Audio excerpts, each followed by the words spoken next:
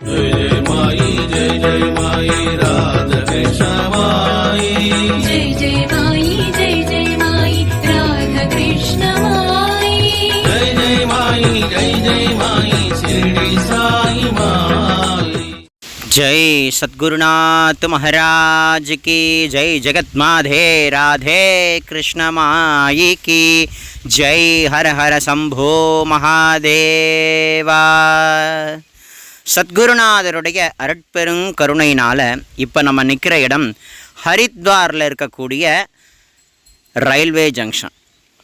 So நம்ம மதுரா மாநகர்லேருந்து, இந்த மதுரா பிருந்தாவனம்லாம் அங்கேருந்து கிளம்பி நம்ம ஹரித்வாருக்கு தான் வந்தோம். ஹரித்வார்லேருந்து தான் நேராக ஹிமாச்சலத்தில் தாராதேவி டெம்பிள், அப்புறம் அப்படியே தேவப்பிரயாகை, அடுத்து ரிஷிகேஷ், அடுத்து நம்மளுடைய ஹரித்வாரில் தங்கி சில இடங்கள் எல்லாம் நம்ம அனுபவித்தோம். ஸோ அந்த இடங்கள் எல்லாம் பற்றி இந்த ஒரு வீடியோவில் நம்ம அனுபவிக்க இருக்கோம் அப்படின்றத அப்படின்னு சொல்லிக்கிறேன். அதாவது இந்த பிரபஞ்சத்தில் பகவானுடைய அனுகிரகத்தினால மோக்ஷபுரி சேத்திரங்கள்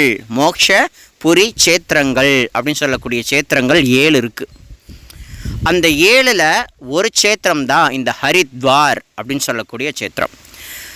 முதல் சேத்திரம் எங்கே இருக்குன்னா நம்மளுடைய காஞ்சிபுரம், தமிழ்நாட்டில் இருக்கக்கூடிய காஞ்சிபுரம் சேத்திரம் ஒரு மோக்ஷபுரி சேத்திரம்.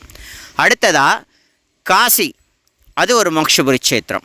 அடுத்ததாக மதுரா அது ஒரு மோக்ஷபுரி சேத்திரம். அடுத்ததாக அயோத்தி, அதுவும் ஒரு மோக்ஷபுரி சேத்திரம்.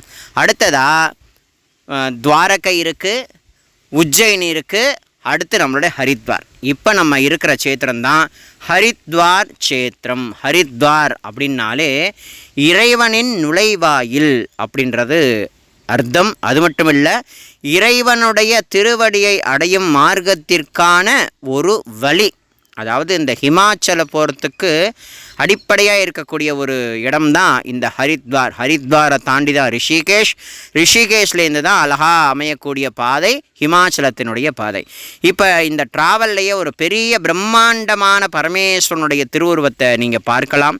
ஸோ இந்த திருவுருவம் மனதை மயக்கக்கூடிய திருவுருவம். நம்மளுடைய கங்கா மாதா, இதுக்கு முன்னாடி வீடியோவில் நீங்கள் தேவப்பிரயாகை பார்த்துருப்பீங்க. அலகானந்தா நதியும் பாகீரதி நதியும் சங்கமிக்கக்கூடிய இடத்துல அங்கேருந்து தான் கங்காவாக உருவெடுக்குது அப்படின்னு அடியன் சொல்லியிருந்தேன். ஸோ அந்த கங்காவாக உருவெடுத்து இந்த இடங்கள்லேருந்து சமதளத்தில் ரிஷிகேஷை அடையுது, அப்படியே ஹரித்வாரை அடையுது, அப்படியே பயணம் பண்ணி தான் வாரணாசிலேருந்து அதனுடைய பாதை விரிவடையுது அப்படின்றத அப்படின்னு ரொம்ப தெளிவாக சொல்லிக்கிறேன். ஸோ இந்த ஹரித்வார் சேத்திரத்தில் எதெல்லாம் ரொம்ப முக்கியம் அப்படின்னு நீங்கள் கேட்டிங்கன்னா, ஹரித்வார் சேத்திரத்தை பொறுத்து கங்கா ஆரத்தி தாங்க ரொம்ப ரொம்ப ரொம்ப ரொம்ப முக்கியம். பிரவாகமாக ஓடக்கூடிய கங்கா மாதா, இந்த தேவி பிரவாகமாக ஓடுறா பாருங்க, அவ்வளோ வயசுக்கட்டி மாதிரி இருக்குது. ஏன்னா நாங்களாம் முதல்ல இந்த இடத்துல ஸ்நானம் பண்ணோங்கிறத அடியன் தெரிவிச்சுக்கிறேன். ஏன்னா ஒவ்வொரு முறையும் ஸ்நானம் பண்ணும் பொழுதும் அதனுடைய அற்புதமான விஷயங்கள், உள்ளுணர்வு எல்லாத்தையும் விவரிக்கிறதுன்றது முடியவே முடியாது. ஆகையினால இந்த ஹரித்வார் சேத்திரம் மனதை மயக்கக்கூடிய ஒரு சேத்திரம். இந்த இடத்துல பெரிய பெரிய மகாத்மாக்கள், ஞானிகள், யோகிகள், தபஸ்விகள் எல்லோரும் இருந்து கொண்டு ஹரிநாமத்தையோ சிவநாமத்தையோ அவரவருக்கு என்ன, அதோ உச்சியில் ஒரு மலை மேலே லைட் இருக்குது பார்த்தீங்களா, அந்த கோவில் என்ன கோவில் தெரியுமா? மானசாதேவி ஆலயம் அப்படின்னு ஒன்று இருக்குது. அதாவது இங்கே மானசாதேவி கோவில், சண்டி தேவி கோவில், தக்ஷேஸ்வர மகாதேவ் கோவில் அப்படின்னு சொல்லக்கூடிய 3 கோவில்கள் ரொம்ப பிரதானம். அதோட இந்த ஹரிகாபுரி அப்படின்னு சொல்லக்கூடிய இடம் ரொம்ப ரொம்ப முக்கியம். ஏன்னா இந்த ஹரிகாபுரியில் கங்கா சுவாமி இறைவனுடைய அருளால் கங்கா மாதாவிற்கு ஆரத்தி எடுக்கக்கூடிய இடத்தினுடைய பெயர் ஹரிகாபுரி. ஸோ படித்துறை, இப்போ அந்த படித்துறையில் அடியன் இருக்கேன். நான் சாயங்கால வேளையில் தான் இந்த வீடியோவை எடுத்திருக்கேன். பகல் வேளையில் இந்த வீடியோ அடியன் எடுக்கலை. ரொம்ப அற்புதமாக இருந்தது, மனதுக்கு இனிமையானதாக இருந்தது. கங்கா பிரவாகம் அவ்வளவு அழகாக அந்த தாய் ஓடக்கூடிய அழகாக நம்ம இந்த பாலத்திலிருந்து ரசிக்கலாம். இந்த பாலத்துக்கு கீழேயும் அந்த தேவியானவள் ரொம்ப பிரவாகமாக ஓடக்கூடிய ஒரு பார்வையை நீங்கள் அனுபவிக்கலான்ங்கிறதையும் அப்படின்னு தெளிவாக சொல்லிக்கிறேன்.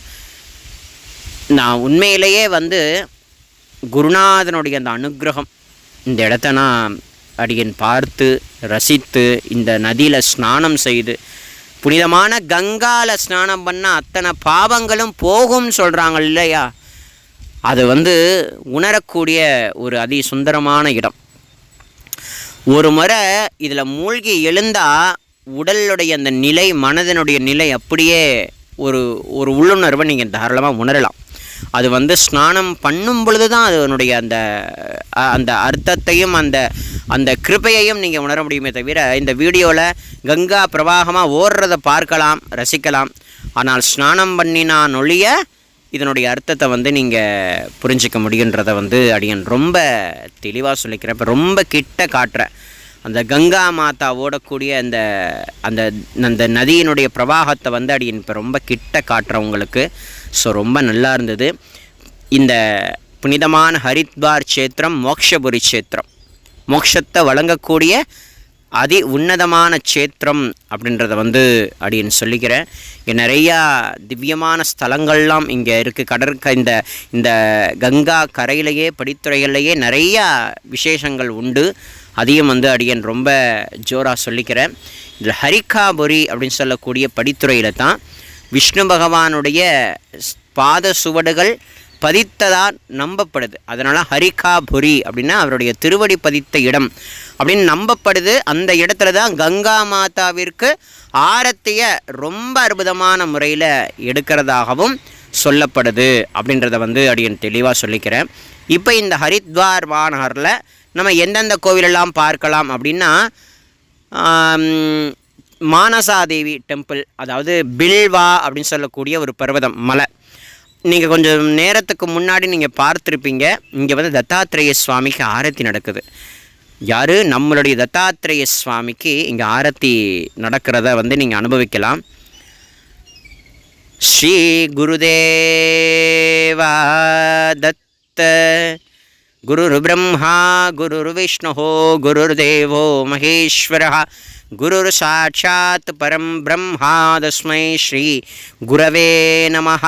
இங்கே தான் இந்த கங்கா ஆரத்தியினுடைய அந்த படித்துறையிலேயே தத்தாத்திரேயருக்குன்னு ஒரு திரு சன்னிதானம் இருக்குது. பெரிய மரம் இருக்குது. இந்த மரத்து கீழே சாதுக்கள், நாகா சாதுக்கள் கூட இருக்காங்க. அடியன் பார்த்தேன். அவங்கள்ட்டையும் ஆசீர்வாதங்கள் எல்லாம் நாங்கள் நல்லபடியாக பெற்றோம் அப்படின்றதையும் அடியன் ரொம்ப அழகாக சொல்லிக்கிறேன். ஸோ உயர்ந்தோங்கி விளங்கக்கூடிய இந்த மரத்துக்கு கீழே எவ்வளவு அழகான முறையில் இங்கே பாருங்கள், ஒரு சின்னதாக பரமேஸ்வரனுடைய சுரூபத்தை பிரதிஷ்டை பண்ணி இங்கே ஒரு சாது இருக்கார். எந்த நேரம் பார்த்தாலும் இந்த அக்னி எரிந்து கொண்டே இருக்குன்றதையும் அடியன் சொல்லிக்கிறேன். தத்தாத்ரேய சுவாமியினுடைய சன்னிதானத்துக்கு அருகில் இங்கே ஒரு சாது குடிகொண்டு இருக்கார். நிறைய சாதுக்கள், யாத்ரிகர்கள், பக்தர்கள், மகாத்மாக்கள் எல்லோரையுமே நீங்கள் இங்கே தரிசிக்கலான்ங்கிறதையும் அப்படின்னு சொல்லிக்கிறேன். ஸோ இந்த மானசாதேவி பில்வா அப்படின்னு சொல்லக்கூடிய பர்வதத்து மேலே இருக்கக்கூடிய அம்பாள், கேட்கக்கூடிய வரங்கள் எல்லாவற்றையும் தரக்கூடிய அம்பாள், ரம்யமான மலையேற்று பாதை இருக்குது. அதாவது கயிறு மூலமாகவும் போகலாம், ரோப்கார் வழியாகவும் நீங்கள் போகலாம்ங்கிறதையும் அடியன் ரொம்ப தெளிவாக சொல்லிக்கிறேன். இங்கே சிறு சிறு சன்னிதானங்கள்லாம் உண்டு. கணநாதன், ஆஞ்சநேய சுவாமி, எல்லா தெய்வங்களுக்கும் எல்லா குருமார்களுக்கும் இந்த இடங்களில் நிறைய சன்னிதானங்கள் இருக்குது. பிரம்மதேவர், அடுத்து நம்மளுடைய பரமேஸ்வரன், மகாவிஷ்ணு, முப்பெரும் தேவிகளாகிய பார்வதி தேவி, லக்ஷ்மி தேவி, சரஸ்வதி தேவி, விநாயகப் பெருமான் எல்லோருக்கும் இங்கே சிறு சிறு சன்னிதானங்கள் உண்டு. பிரம்மாண்டமான ஒரு மாநகரமாக இருக்குது இந்த ஹரித்வார் க்ஷேத்திரம்.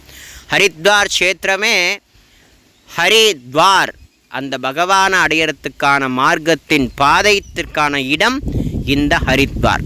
இங்கே நம்முடைய இஸ்கானை சார்ந்த பரம பக்தர்கள் எல்லோரும் நிறைய நாமங்களை சொல்லி ஆடி பாடுறது எல்லாத்தையுமே அடியன் ஷூட் பண்ண. ஸோ அதையும் நீங்கள் தெளிவாக பார்க்கலாம். ஸோ இந்த மானசாதேவி கோவில் இங்கே இருக்குது, ஹரித்வாரில் நீங்கள் பார்க்கலாம். அடுத்து சண்டி தேவி கோவில். இது மேலே இருக்கக்கூடிய இந்த மானசாதேவி அந்த அம்பாள் பில்வான்னு சொல்லக்கூடிய மலை மேலே இருக்காள்.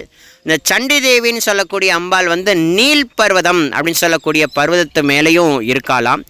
ஸோ அந்த அந்த அந்த மலை மேலேருந்து இந்த ரோப்கார் வழியாக போகும் பொழுது இந்த கங்கா பிரவாகம் எப்படி சுழித்து கொண்டு அழகாக ஒரு வளைந்த பாதையோடு நெளிந்த பாதையோடு செல்கிறத நீங்கள் அழகாக உணரலாம். கண்டு அனுபவிக்கலான்ங்கிறத வந்து அதி அற்புதமான முறையில் அடியேன் தெளிவாக சொல்லிக்கிறேன்.